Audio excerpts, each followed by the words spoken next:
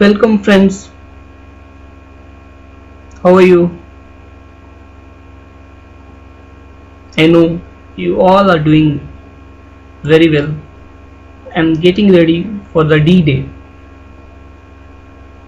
Yes, your D-Day is 18th June, the day of Civil Services Prelims 2017. Today, we are launching special course for Civil Services Prelims. Our first three lessons will be dedicated to Indian philosophy.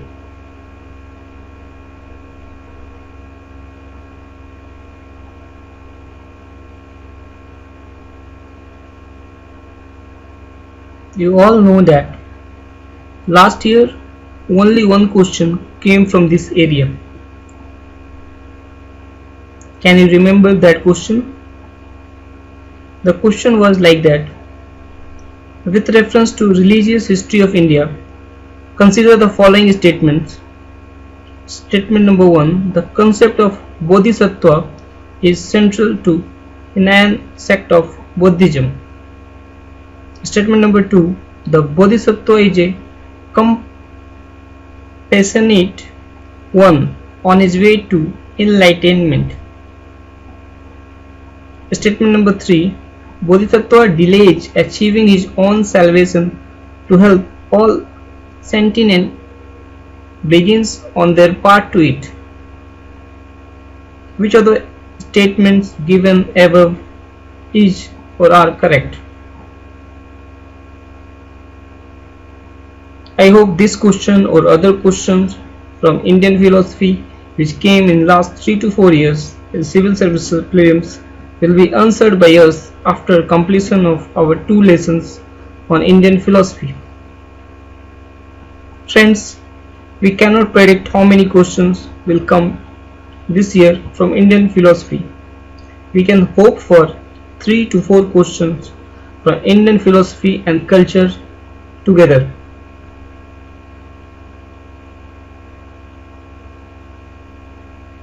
Believe me, if you cover Indian philosophy and culture, it will give you a clear-cut edge.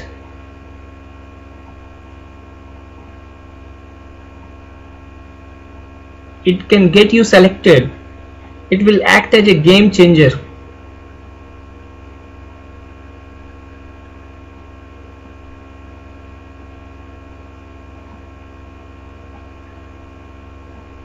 Okay, now come to the point. What we call philosophy in Sanskrit or Hindi? Come on, what you say philosophy in Sanskrit or Hindi? Yes, it is darshan. What do you mean by darshan? दर्शन से आप क्या समझते हैं? हाँ, दर्शन मतलब होता है साक्षात दर्शन और in simplified version we can say direct vision.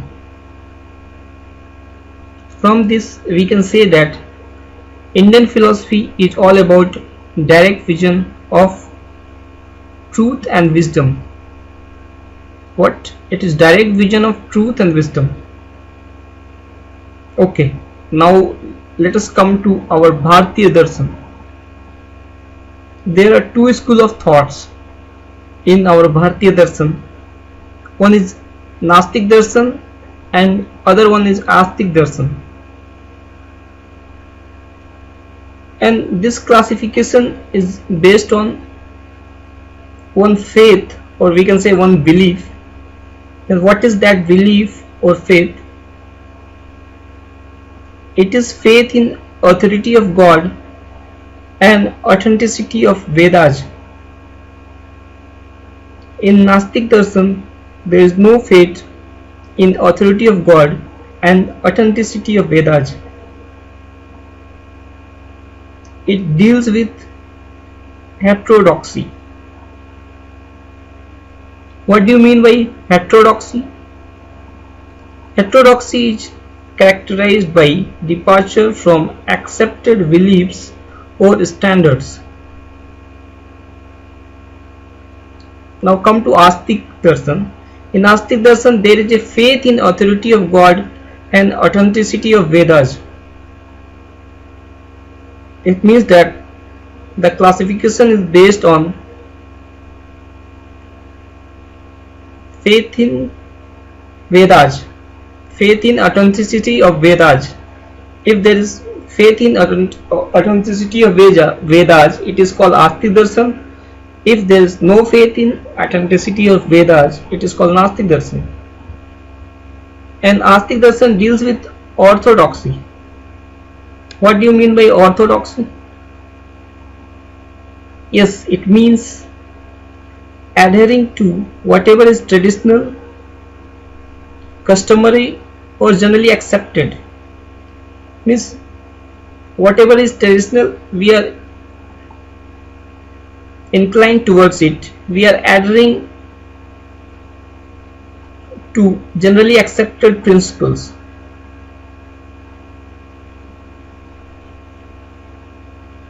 Actually, each school of philosophy is unique, but there are many common features among them. It is all about matter of visualization. I hope during the course of lesson we can visualize those common features also. We can divide complete lesson in 3 parts. In part 1 we can cover 4 school of thoughts covering under Nastika Darshan,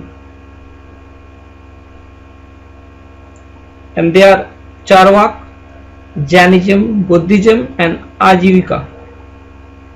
In part 2 we can see 6 school of thoughts coming under Astika Darshan, and they are Sankhya, Yoga, Vaisesika, Nyaya, Purv Mimamsa and Vedanta or Uttar Mimamsa. In part 3 we can solve various questions came from Indian philosophy in last 3 to 4 years. Thank you. Now let's see Charvak. Charvak were philosophers of Eastern India. They flourished around 600 BC.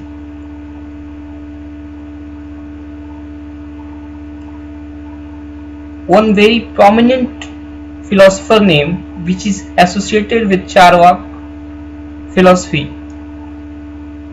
The name of that philosopher is Brihaspati.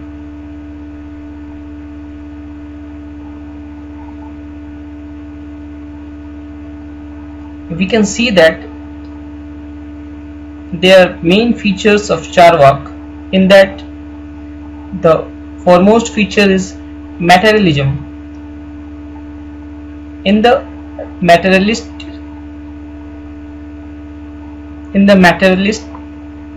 perspective, reality is ultimately composed of matter. इसको हम लोग बोलते हैं जड़वाद या भौतिकवाद. इस जगत में जितने भी एलिमेंट हैं वो या तो जड़ तत्व हैं या उनके कॉम्बिनेशन से बने हैं.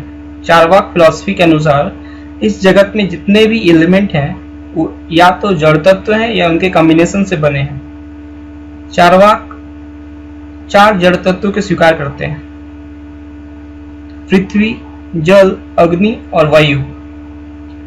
वे आकाश को स्वीकार नहीं करते क्योंकि वे केवल प्रत्यक्ष को प्रमाण मानते हैं.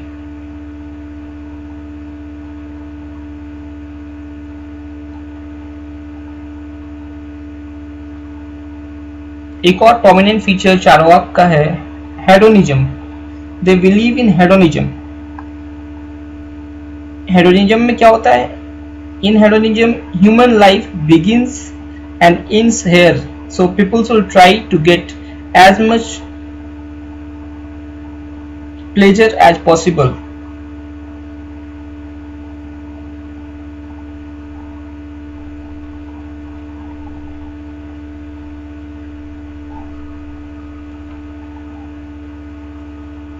स्वसुखवाद, अधिक इंद्रिय सुख और दुख को दूर करना. हेडोनिज्म का मतलब है कि you should try to get as much pleasure as possible.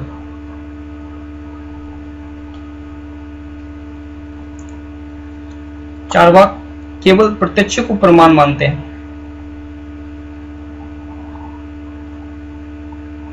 Charvaka दर्शन को लोकायत भी कहते हैं। Once a question came in prelims with the name of Lokayat only. So don't confuse between Charvak and Lokayat. Both are same.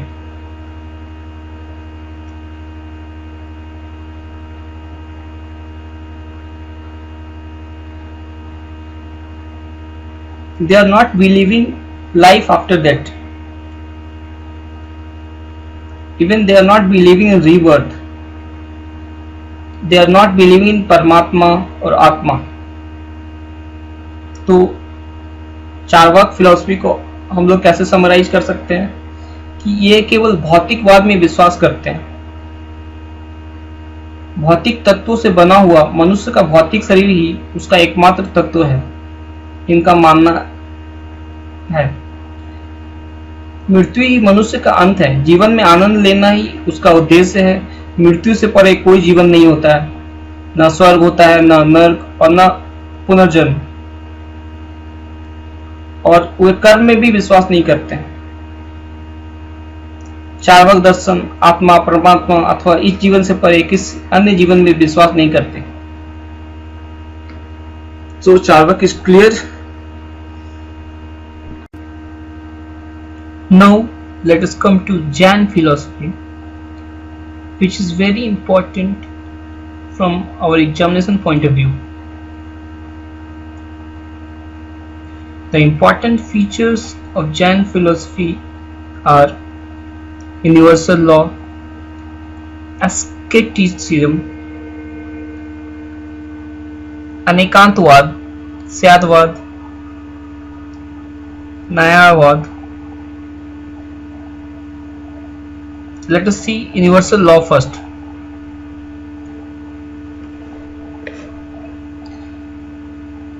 इसके मतानुसार संसार का निर्माण, अनुरक्षण अथवा विनाश ईश्वर द्वारा नहीं किया जाता, किंतु संसार की यह संपूर्ण प्रक्रिया एक विश्वव्यापी अथवा शाश्वत नियम के अनुसार चलती है, and this principle is called universal law. And based on this principle, once one question came in civil services prelims, we can refer to that question.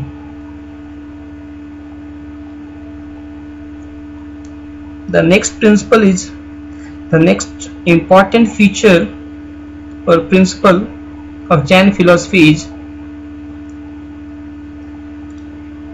asceticism.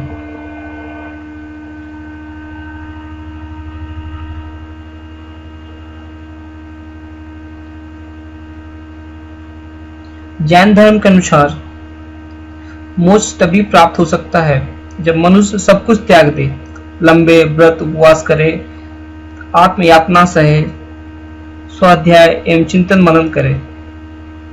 इसलिए मोक्ष प्राप्ति के लिए यति जीवन आवश्यक है।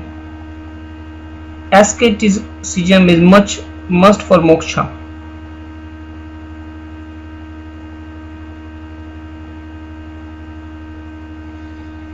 We can say that asceticism is the doctrine in which a person can attain a high spiritual and moral state by practicing self-denial and self-mortification.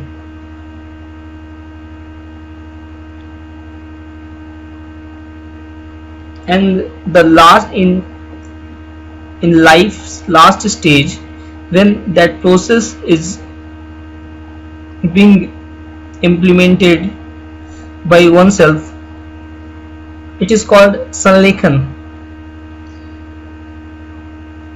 आपको याद होगा कि Chandragupta Maurya had abdicated his throne towards the end of his life and became an ascetic under Jain saint. What was the name of that saint? Bhadrabahu. He migrated to Karnataka and spent his ending days at at Sanlekhan, the process of that asceticism in the last stage of life is called Sanlekhan. This is very important, and the place where he attained Sanlekhan is called Sarvabhaumegowala. Bhadbhao propagated Jainism in South India. You remember this also.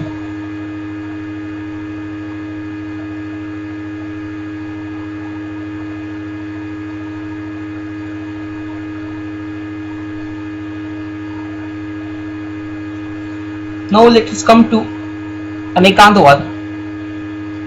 It is the theory of relative pluralism or theory of non-one-sidedness.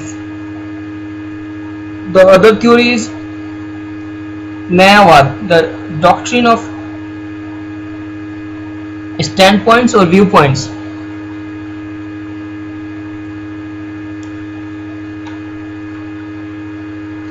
One more theory is Syadvad सिद्धांत. स्यादवत सिद्धांत क्या होता है? सांसारिक अवस्था में सापेक्ष एवं अपूर्ण ज्ञान के दर्शन को स्यादवाद कहते हैं.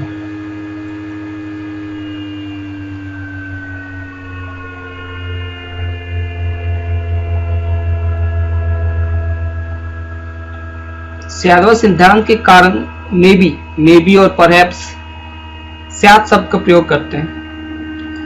जैन दर्शन में 7 वाक्यों में अपूर्ण और सापेक्ष ज्ञान को व्यक्त किया जाता है, जिसका नाम है सप्तभंगिनीय.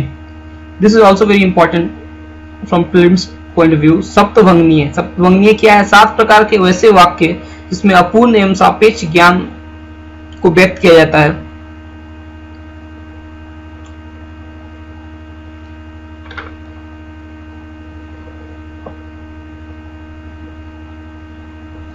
In other words, we can say that Syadvad is a theory of conditioned prediction. It is based on word Syad or perhaps. According to Jain doctrine,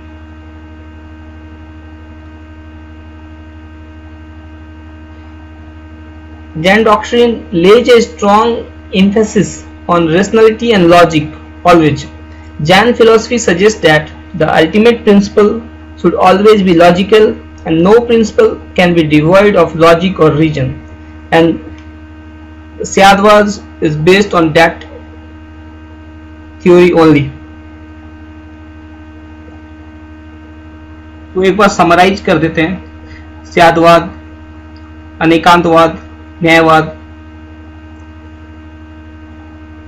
क्या बोल सकते हैं? In a nutshell, according to Jainism, any given reality, whether concrete or abstract, is complex in nature.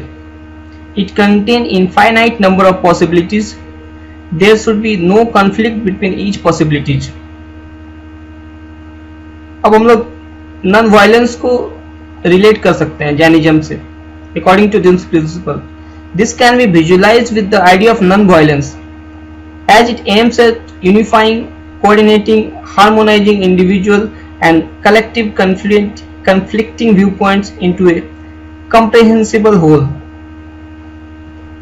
So पूरा अनेकांतवाद, न्यायवाद, स्यादवाद का सार क्या निकला? Non violence.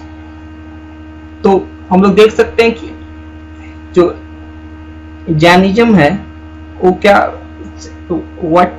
चीज पे जोर डालता है? दे are focusing towards peace and non-violence.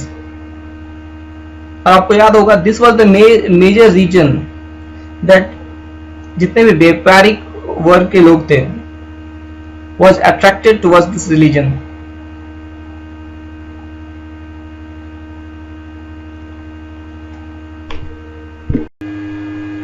Now let us come to important aspects of Jainism. First, we are covering Tirthankars. A Tirthankar is a founder of Tirtha. He achieves enlightenment and then shows the path to others. A Tirthankar achieves moksha or liberation at the end of his human life. There are 24 Tirthankaras of Jainism. First तीर्थंकर कौन हुए थे? Rishabh Dev. And the most important तीर्थंकर is 24th तीर्थंकर वर्धमान महावीर, जिनका नाम शुरू में वर्धमान था, कैवल्य प्राप्ति के बाद महावीर कहलाए। हाँ, जैनिज्म में एक वर्ड होता है कैवल्य। कैवल्य का मतलब होता है जो जन्म और मरण के चक्र से मुक्त हो गया, उसको बोलते हैं कैवल्य। एक तरह से मोक्ष का ही जैनिज्म में नाम दिया गया है कैवल्य। 23rd तीर्थंकर हुए थे पारसनाथ। वन इंपॉर्टेंट फैक्ट मैं बताना चाहूंगा, 20 out of 24 Jain tirthankars attend kaivalya और निर्वाणा, इसको निर्वाणा बोलते हैं, at Sammed Shikhar near Giridih in Jharkhand, one of the most sacred places for Jain in the world.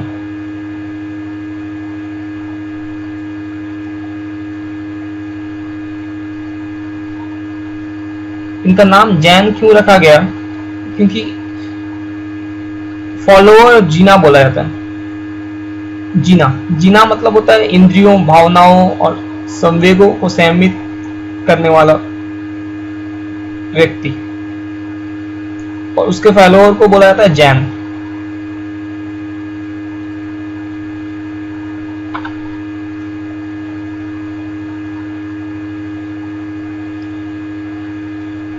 अब इसमें एक कंसेप्ट आता है महाव्रतास का। तो 5 महाव्रताज होते हैं। Ahimsa is the fundamental mahavrata of Jainism, जो अभी हम लोग रिलेट किए थे कि ये अहिंसा कहां से आया। यही कारण है कि मोस्ट जैन्स आर वेजिटेरियंस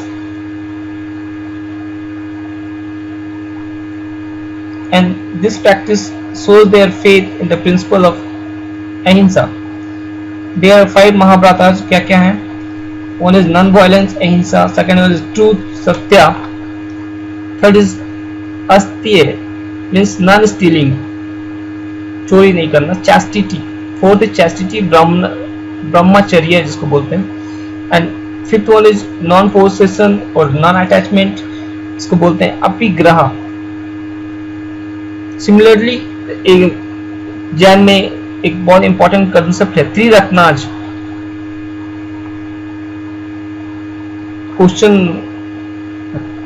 में आ सकता है महाव्रताज, त्रिरत्नाज.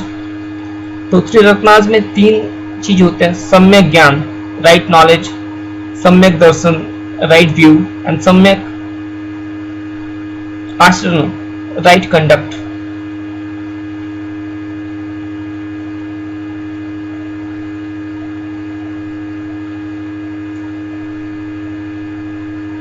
एक चीज जो हम लोग कवर करेंगे बाद में, सांख्य फिलॉसफी. तो कभी कभी क्वेश्चंस मतलब में पूछ सकता है कि जो आस्तिक दर्शन का कौन सा फिलॉसफी और नास्तिक दर्शन का कौन सा फिलॉसफी जो रिलेटेड है. तो the metaphysical thoughts of Jainism are linked to Sankhya philosophy of आस्तिक दर्शन. ये अभी के लिए आप लोग नोट कर लें, बाद में हम लोग वहां पे देखेंगे ये कैसे रिलेट हो जाता है. और इनके 2 सेक्ट होते हैं जैनिज्म के, वो याद रख सकते हैं, श्वेतांबर एंड दिगंबर. तो जो श्वेतांबर का ओरिजिन नॉर्थ इंडिया मगध के आसपास था. They wears white cloth. And Digambar का ओरिजिन है South India and they are not wearing clothes. Jainism में हम लोग इतना ही करते हैं. और जैनिज्म में एक कर्म पुद्गल वर्ड आता है, कर्म पुद्गल. इसको जैन दर्शन के जड़ तत्व कहा जाता है. और दुष्ट प्रवृत्तियों के कारण कर्म पुद्गल जीव में प्रवेश कर जाते हैं, और ये दुष्ट प्रवृत्तियां अज्ञान के कारण उत्पन्न होती है. जैन सिद्धांत का मूल है. और कैवल्य तो हम लोगों ने बताया जो जन्म और मरण के चक्र से मुक्त हो जाता है.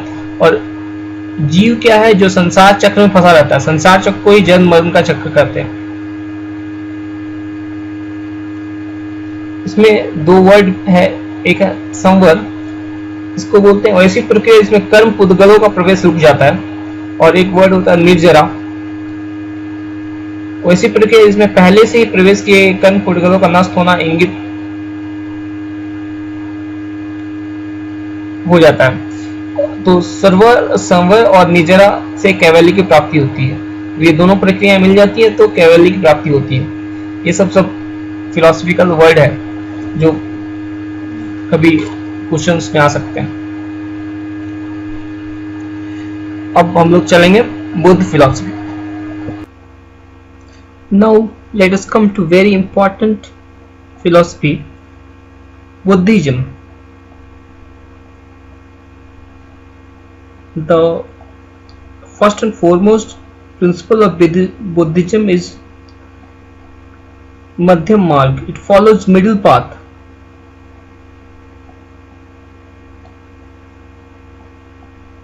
They are not believing in extremes. They are believing in the middle of that.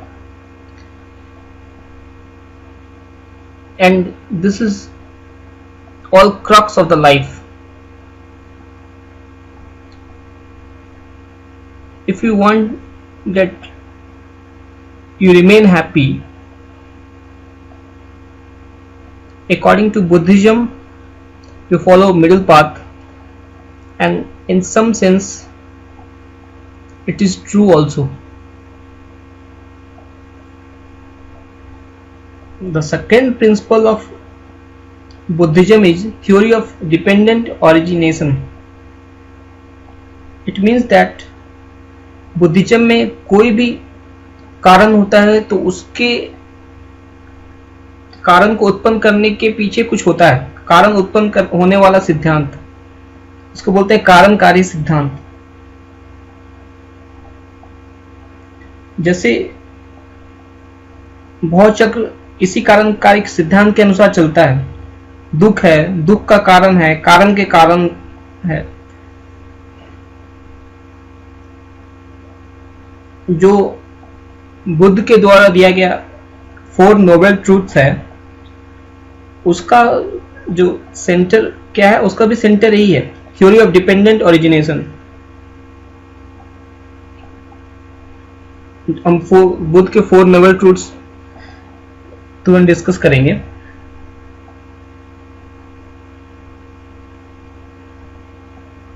उसके बाद इसमें एक कंसेप्ट आता है निर्वाणा का।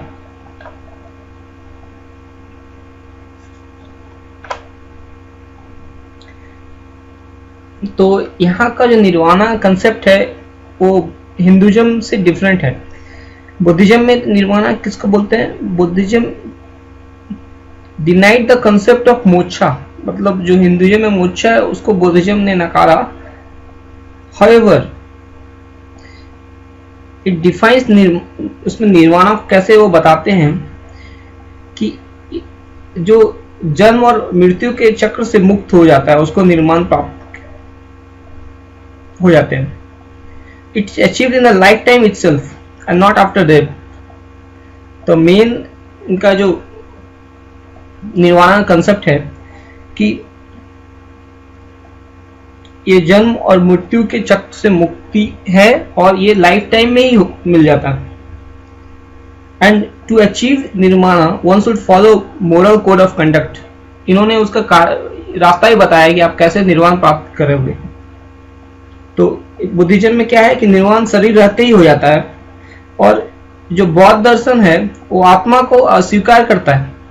दे have no believe in atma, but फिर भी पुनर्जन्म को स्वीकार करता है। They are believing in rebirth. तो अब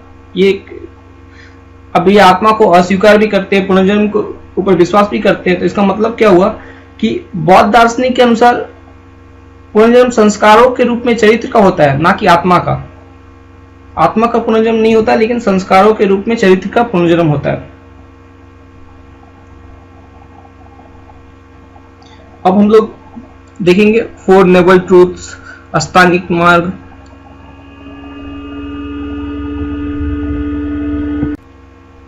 Now let us see important aspects of Buddhism.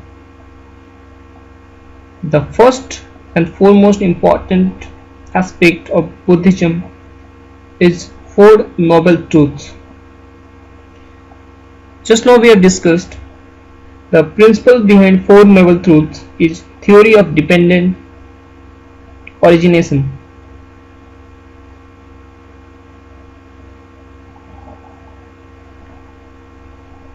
Four noble truths क्या क्या है?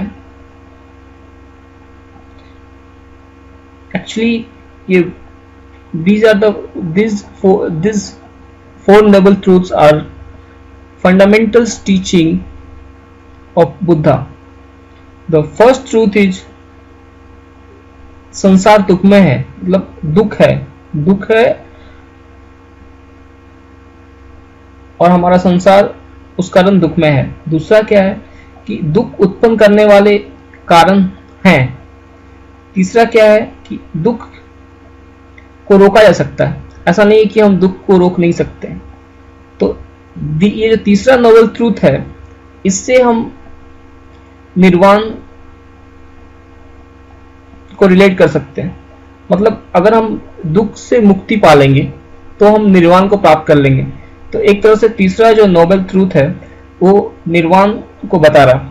चौथा नोबल ट्रूथ क्या है कि दुख को रोकने का एक मार्ग होता है, ये एक मार्ग भी बता रहा है और उस मार्ग को बोलते हैं अष्टांगिक मार्ग, एट फोल्ड मार्ग। तो चारों नोबल ट्रूथ में हम लोग एक चीज देखें कि तीसरा नोबल ट्रूथ से हम लोग निर्वाण को निकाल सकते हैं। तो निर्वाण को हम लोग अब कैसे डिफाइन कर सकते हैं कि दुखों से मुक्ति, मतलब इस भाव चक्र से पूरी तरह मुक्त, या फिर दुख को हम रोक दें, मतलब ऐसा स्थिति को प्राप्त कर लें कि दुख हो ही नहीं, तो उसको बोलते हैं निर्वाण प्राप्ति। इसको हम लोग एक बार समराइज कर लेते हैं कि बुद्ध के अनुसार लोग केवल काम, इच्छा या लालसा के कारण दुख पाते हैं और काम पर विजय पाना ही दुखों से बचने का सुनिश्चित मार्ग है। भगवान बुद्ध के अनुसार मृत्यु भी इन दुखों से छुटकारा नहीं दिला सकती, क्योंकि मृत्यु के बाद पुनर्जन्म के साथ ही दुखों का अंतहीन सिलसिला फिर शुरू हो जाता है। किंतु मनुष्य अष्टांगिक मार्ग का अनुसरण करके इन दुखों एवं कष्टों की श्रृंखला से मुक्त हो सकता है और निर्वाण प्राप्त कर सकता है। तो अगर एक बार फिर से हम लोग फोर नोबल ट्रूथ्स को डिफाइन करें, तो क्या था कि दुख और सौरो। पहला क्या था कि संसार में दुख है या सौरो है। The world is fulled of sorrow and everything from birth to death brings sorrow in life. दूसरा क्या है कि उसका काउज है, काउज ऑफ सैरो और दुख। The cause of sorrow is desire. It is the unfulfillment of human desires which leads him to vicious cycle of birth and rebirth. तीसरा क्या है कि prevention of sorrow. It is possible to prevent sorrow. Man can get rid of sorrow by triumphing over the desires. तो अब निर्वाण प्राप्ति का एक और मेथड मिल गया कि हमको डिजायर पे विजय प्राप्त कर लेना है। चीजें कैसे कैसे रिलेट होके आ रही है। और चौथा फिर नोबल ट्रूथ क्या है कि the path of prevention of sorrow, man can avoid dukha by avoiding extremes of life and following middle path. और इसको बोलते हैं संस्कृत में Madhyama Pratipada. The life of moderation and self control along with pursuance of eightfold path is essential to prevent the दुखा। ये दुख से रोकने का उपाय भी फोर्थ नोबल ट्रूथ में आया। अब हम लोग चलेंगे eightfold path और अष्टांगिक मार्ग। तो eightfold path और अष्टांगिक मार्ग को 3 सेक्शन में बांटा गया है। पहला होता है एक विजडम, दूसरा इथिकल कंडक्ट और तीसरा कंसंट्रेशन। तो विजडम के अंदर 2 चीज आते हैं, right vision and right resolution. और इथिकल कंडक्ट के अंदर 3 चीज आते हैं, right action, right speech, right livelihood, और कंसंट्रेशन के अंदर आता है right effort, write memory, right meditation. इसको हिंदी में बोलेंगे सम्यक ज्ञान, सम्यक संकल्प, सम्यक वाक, सम्यक कर्मांत, सम्यक आजीवक लाइवलीहुड, सम्यक व्यायाम, सम्यक स्मृति, सम्यक समाधि। तो अगर ये है 8 फोल्ड पाथ, अगर हम इनको फॉलो करें तो निर्वाण की प्राप्ति कर सकते हैं। अब आता है कंसेप्ट हीनायन एंड महायान। तो बौद्ध दर्शन के 2 बड़े संप्रदाय होते हैं। तो हीनायन एक्चुअली क्या है कि एक क्लोज टू ओरिजिनल बुद्धिज्म होते हैं, और महायान है इवॉल्व ओवर टाइम, जैसे जैसे टाइम बढ़ा वो इवॉल्व हो गए Mahayana, but Hinayana close to the original Buddhism. इनको हीनायन को डिफेक्टिव व्हीकल बोलते हैं, अबेंडन व्हीकल बोलते हैं, क्योंकि it believes in the original teaching of Buddha. क्या रखेंगे, it believes in the original teaching of Buddha. और दूसरा कंसेप्ट इनका क्या है कि they don't believe in ideal worship. और तीसरा कंसेप्ट इनमें क्या है कि ये try to attain individual salvation through self discipline and meditation. तो एक चीज, एक फैक्ट बता दूं, अशोक का जो हमारा Ashoka great, Ashoka patronised Hinayana and Pali. The language of masses was used by the Hinayana scholars. माने अगर कोई किंग का नाम लेना हो जो हिनायन से रिलेटेड थे तो अशोका, एंड उनका लैंग्वेज जो था वो था पाली। इसके अंदर भी 2 संप्रदाय होते हैं, एक होता है स्वतांत्रिक एंड एक होता है वैभाषिक। तो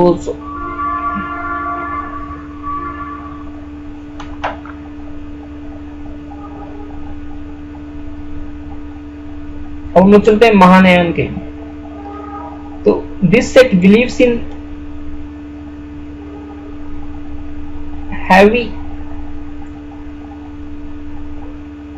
This sect believes in heaviness of Buddha and believes in ideal worship। पहला इसमें हम जो अंतर है उसमें क्या है, वो लोग आइडियल वर्शिप में विश्वास नहीं करते थे, ये आइडियल वर्शिप में विश्वास करते हैं। इनका बोला जाता है ऑल्सो कॉल्ड बोधिसत्व व्हीकल। जो हम लोगों का क्वेश्चन आया था लास्ट ईयर वो बोधिसत्व पे आया था। तो बोधिसत्व का कंसेप्ट महायान में आता है। ये हम लोग देखेंगे कि ये इवॉल्व ओवर द टाइम है। Mahayana Buddhism spread from India to China, Japan, Vietnam, Singapore, Taiwan, Nepal, Tibet, Bhutan, Mongolia. ये इवॉल्व हुए हैं बाद में।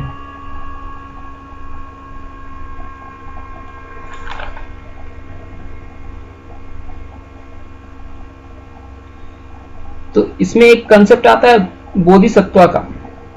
तो बोधिसत्व का क्या है कि महायान के अनुसार निर्वाण होने पर व्यक्ति को सक्रिय रहना चाहिए ताकि अन्य का भी आध्यात्मिक और नैतिक उत्थान हो सके और वो भी निर्वाण प्राप्त कर सके। इसी प्रक्रिया को बोधिसत्व कहा जाता है। मतलब कि अगर आप निर्वाण प्राप्त कर लिए फिर भी आप दूसरों को निर्वाण प्राप्त करने में मदद कीजिए। यही एक क्वेश्चन है जो लास्ट ईयर पूछा गया था। हीनायन के अनुसार, अब हीनायन के अनुसार क्या होता है, जिसे निर्वाण प्राप्त हो जाए उसे केवल मार्ग बताना चाहिए। इस सिद्धांत का मानना है कि सभी व्यक्ति को स्वयं प्रयास करके निर्वाण योग्य बनना चाहिए। हीनायन का है। लेकिन जो महायान का क्या है कि निर्वाण होने पर व्यक्ति को सक्रिय रहना चाहिए ताकि अन्य का भी आध्यात्मिक और नैतिक उत्थान हो सके और वो भी निर्वाण प्राप्त कर सके। तो दोनों में थोड़ा सा अंतर है। तो बोधिसत्व का कंसेप्ट आता है महायान में, वो दूसरों को हेल्प करे, दूसरों को निर्वाण प्राप्ति में मदद करे। मतलब सिंपल वर्ड्स में यही बोल सकते हैं।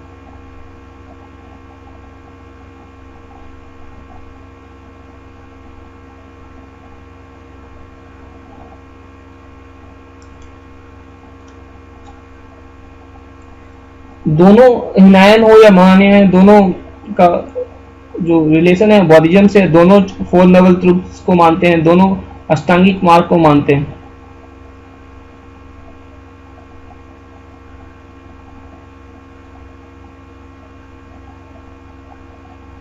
सिर्फ इसमें अंतर एक हम लोग जो मिला कि ये बोधिसत्व महानयन में होते हैं और हिनायन में बोधिसत्व नहीं मिलते हैं। अब महानयन के भी दो संप्रदाय होते हैं, एक होता है विज्ञानवाद, एक होता है शून्यवाद। जिस तरह हम लोग हिनायन के दो संप्रदाय देखे थे ना, स्वतांत्रिक और वैभाषिक, तो पहले देख लेते हैं स्वतांत्रिक वैभाषिक किसको बोलते हैं। स्वतांत्रिक होते हैं जिस समय जो वस्तु होती है उस समय उसका हमें प्रत्यक्ष ज्ञान नहीं होता है, जो उसको मानते हैं उसको बोलते हैं स्वतांत्रिक। और वैभाषिक क्या होते हैं, जिस क्षण आवाज होती है उसी समय में उसका प्रत्यक्ष ज्ञान हो जाता है। तो मतलब दोनों सिद्धांत क्षणिकवाद को मानता है जो हिनायन के अंदर आते हैं। और महानयन के दो संप्रदाय हैं, एक विज्ञानवाद और एक शून्यवाद। विज्ञानवाद किनको बोलते हैं, जो बाह्य जगत को अस्वीकार करते हैं, केवल चेतना के अस्तित्व को मानते हैं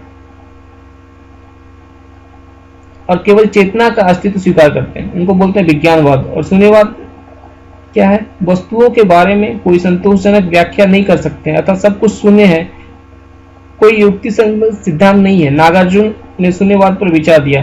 तो शून्यवाद में हम लोग याद रख सकते हैं नागार्जुन, कभी क्वेश्चन में आ सकता है कि शून्यवाद के प्रतिपादक कौन थे, तो नागार्जुन, या उसको किसी तरह से मैचिंग में दे देगा या कुछ कहीं पे स्टेटमेंट में दे सकता है सही या गलत।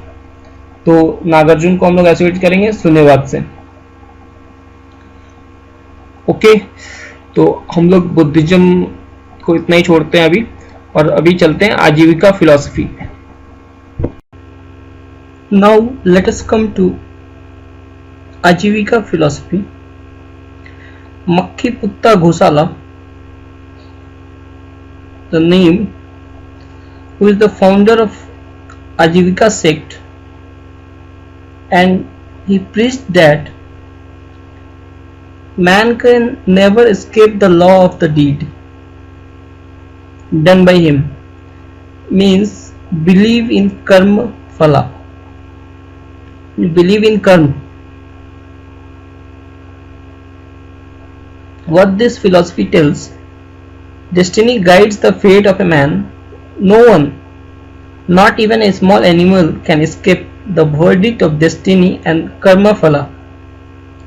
The wise and the fool all are subjected to this universal law. At that time they told that the Brahmanas and the Sudras all governed by the universal law of karma phala.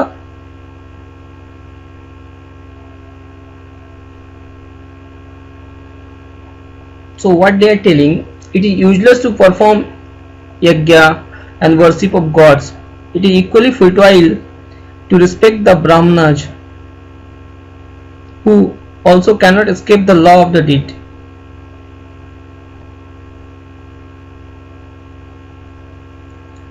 And one fact I want to tell about this Ajivika sect, one cave which is associated with Ajivika, Barabar caves, near Gaya. It is a mysterious rock-cut architecture which is associated with Ajivikas. This can be asked.